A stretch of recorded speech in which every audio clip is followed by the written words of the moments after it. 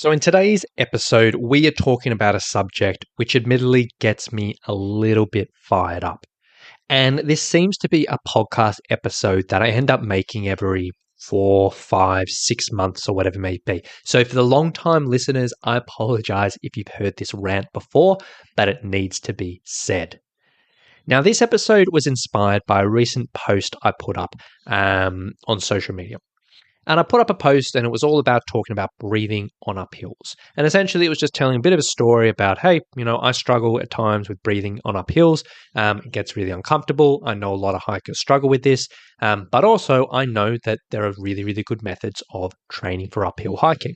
And I know because I've tried these, I've tested these, I've used these on hikers years and years and years.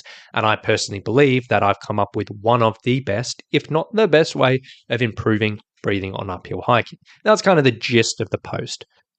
Pretty standard. I got one response. I always get funny responses on these things. But I got one response from someone. And what they said was the best way to get better at uphill hiking is to hike up hills every day. And these responses, they just drive me mental. There's so many people out there who like to say these things. There's so many people out there who like to pipe up with these types of words. And it's the same thing of sort of saying, hey, the best way to get ready for the mountains is to go live in the mountains. Or the best way to hike is just to hike every day. Or the best way to run a marathon is just to get ready for a marathon is just go out and do 20 kilometers every day. Or whatever it may be.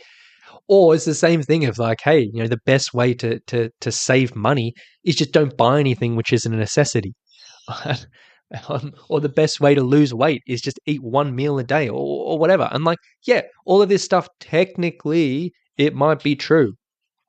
But realistically, it's just not going to happen for 99% of the people. And it makes me laugh. It makes me cry. It makes me get angry. It's just a roller coaster of emotions when I see all this stuff. And in all honesty, when it comes down to these things, I never try to argue with these people. I never try to convince these people or whatever it may be, because the people who say these types of things, they're a bit of a lost cause. They are so narrow-sighted. I'm absolutely under no illusions that I could ever convince them otherwise or ever open their eyes to whatever it may be.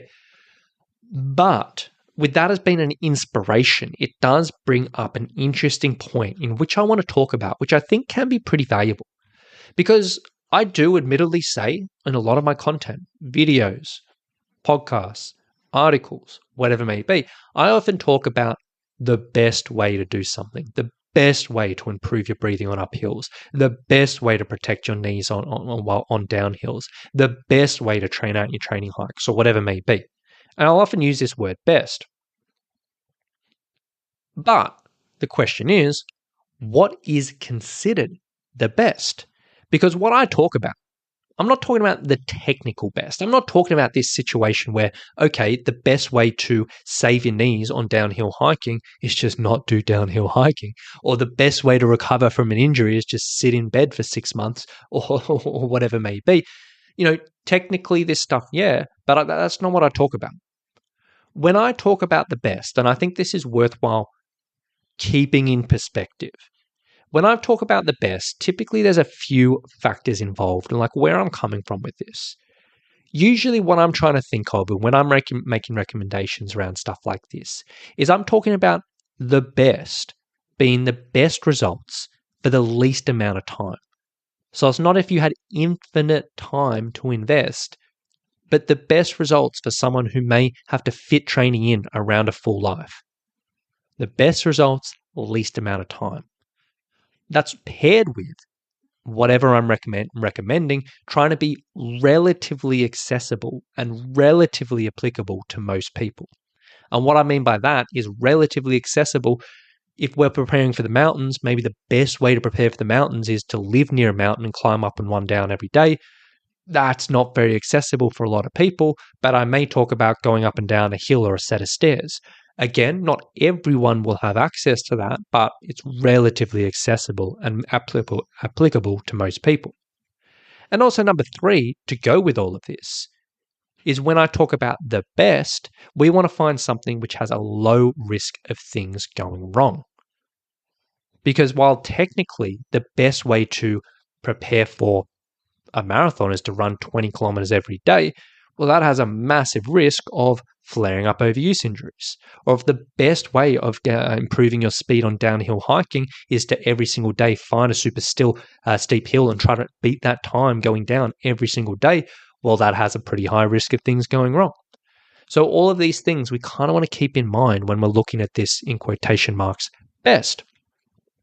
And to give you back to the original kind of inspiration, when I'm talking about improving uphill hiking, my personal belief of the best approach to this is a combination of strength training, targeted cardio training, so things like doing interval training, stair, hill or step sessions, and getting out on the trail.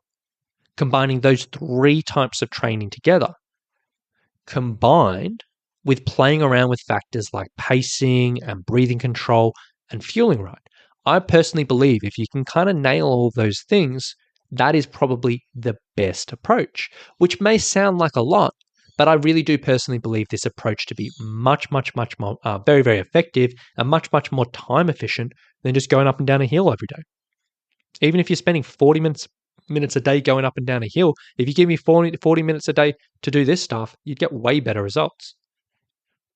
Or if you had spent 40 minutes going up and down a hill each day, and you gave me 30 minutes a day to do this stuff, I personally believe I could get better results. I personally believe that this approach is a bit more accessible for most people. You don't really need super long or super steep hills to train on. Yes, there may be some outliers where it gets a little bit tricky. You can't find any hills, but most people can find something which has a little bit of incline. I believe this approach probably provides enough variation to reduce the risk of picking up overuse injuries or getting demotivated. So overuse injuries will happen from just doing the same thing over and over and over and over and over and just overloading a certain area of the body. And demotivated, a lot of people, if you're just doing the same thing every day, you just get boring and drop out of it. We don't want that. And on top of that, I personally believe, even outside of this, is this combination of things in this context, there's going to be so much more carryover for this just to help you in everyday general life and in other situations on the trail. That is personally going into it, why I believe this approach, which I recommend and this and that, is the best. And the whole point of this episode is not so much for me to toot my own horn, be like, oh, yeah, I'm the best, and, follow my way or the highway or whatever it may be. But I would like you, as my listener, who listens to my stuff and who's obviously interested in training for hiking, to use this as a bit of perspective for your own decisions with your own training.